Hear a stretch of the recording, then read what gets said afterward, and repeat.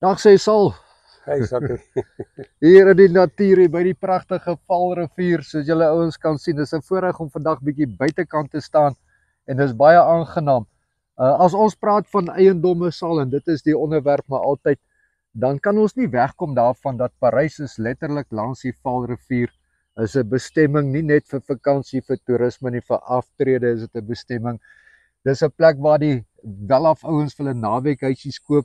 Ons het die 2 golflandgoede.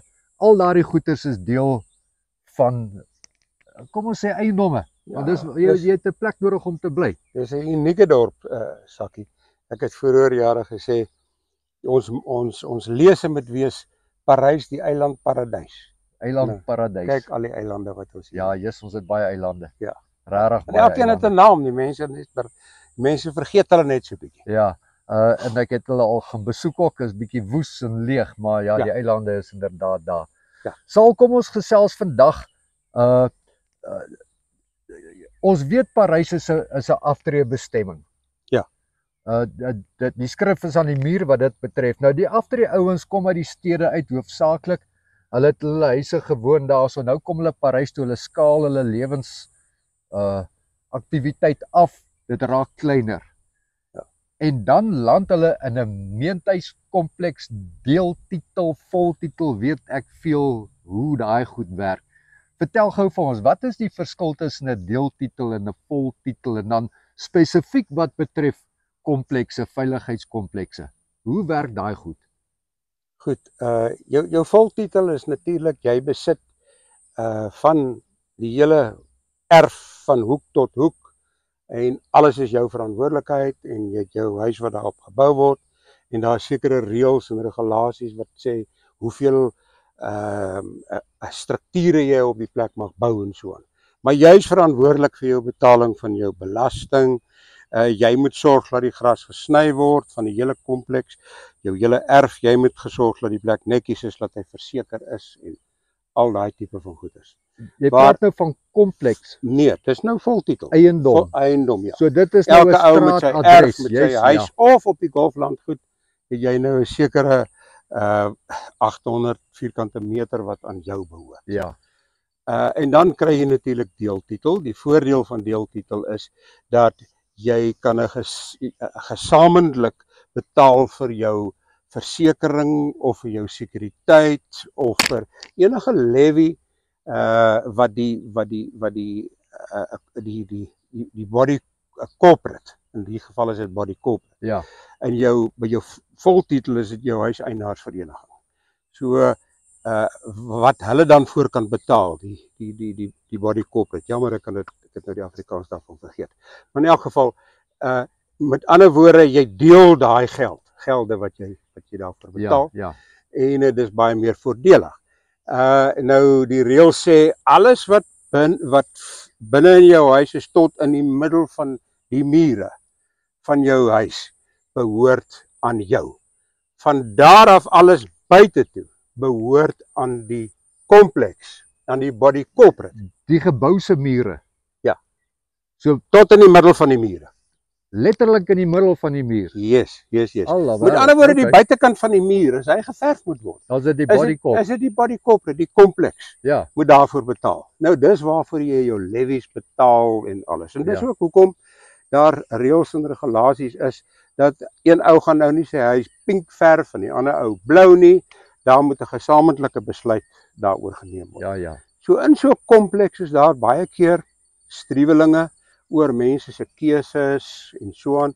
Een ou wil byvoorbeeld 'n hond aanhou en 'n ander ou sê ons moenie honde hier toelaat nie. Dis alles goeters wat kan bespreek word in die jaarvergadering van so 'n deeltitelskema, en dan kan mense besluit wat om te doen omtrent dit. Daar is natuurlik groot voordele om so 'n skema reg te bestuur, want dit het 'n groot voordeel vir die hele kompleks.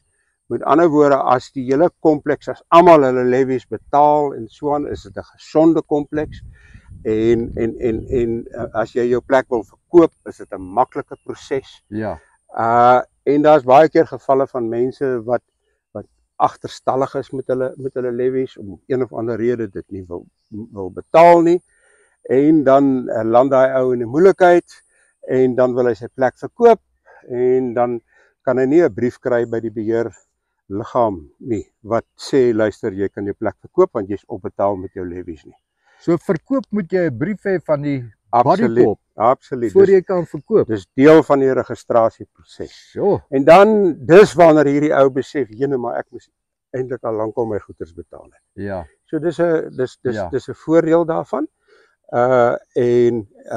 Maar ek sê altyd as jy inkoop in so 'n kompleks in waar jy 12 mense, huise is en so aan, kies jou area reg. En dit daar's baie keer van hierdie komplekse, alhoewel dit nie heeltemal voorskriftelik is en moontlik reg is nie, wat sê luister, ons wil self kies wie ons in hierdie kompleks sit. Maar dit is 'n proses wat self gebeur en mense sorteer hulle self uit. As ek so luister sal en jy kom nou af op 'n eiendom wat in so 'n kompleks is, bodycorp, dan is die belangrikste, jy kan van die eiendom hou en hy kan vir jou mooi wees en dit kan wees wat jy wil hê, maar belangriker is dit is om die reëls en die regulasies van daai bodycorp te gaan bestudeer. Dit klink vir my dit is meer belangrik as die eiendom homself. Jy is heeltemal reg en daarom is dit belangrik vir wanneer so 'n eiendom verkoop dat die eiendomsagent wat betrokke is daarbey die reëls en regulasies aan die persoon, die voormalige koper, aan hom bekend maak, dat hy dit lees en kyk of hy sal inpas by die hele ding.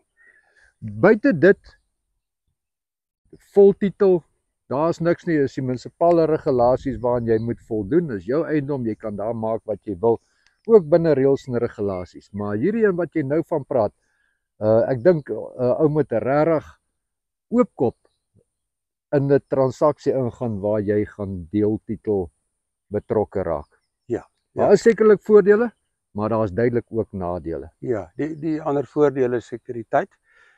Mens kan saam besluit jy wil 'n gemeenskaplike heining om die hele kompleks sit, wat dan almal voor betaal. Jy kan self saam besluit jy wil ligte op hê op kritieke plekke. Ja. Jy hoef nie alles alleen te doen nie, ja. Vir interessantheid, die twee Golf Estates, hulle is voltitel, hulle is nie deeltitel nie, maar daar's spesifieke reëls en regulasies, boustyl en ensovoorts. Absoluut, ja. Troeteldiere en nog 'n rits ander goedjies ook. Ja, troeteldiere word toegelaat op Parys Golf and Country Estate, maar op Val de Gras word troeteldiere nie toegelaat nie. So. Daar het julle dit. Kom kry vir jou 'n huisie in Parys, of dit nou 'n meentuis is. As dit 'n meentuis is, deeltitel, maak seker van die inhoud van daardie spesifieke kompleks en andersins koop dit vir jou huis en kom bly lekker. Ja, lekker dorp om in te bly. Dankie Saal. Dankie Sakkie.